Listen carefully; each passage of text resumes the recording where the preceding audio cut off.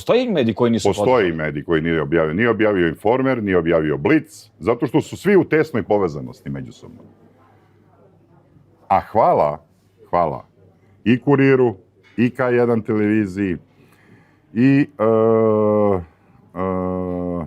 24/7, i Alo, i Srbija danas, i medijima iz regiona koji su objavili. Znači, hvala svima koji su objavili, a ovi koji su međusobno povezani. Zašto?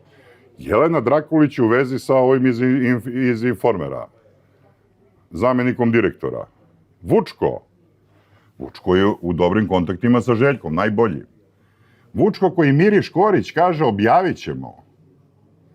I di ćemo to. On sutra izađe i plače za Informer.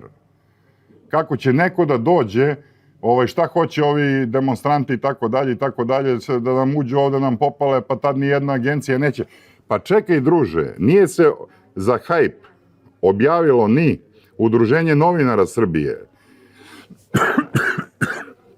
ni Nezavisno udruženje novinara Vojvodine, ni Informer, ni bilo ko drugi. Hajp uvek poštuje svakog kolegu, ispoštovaće sve.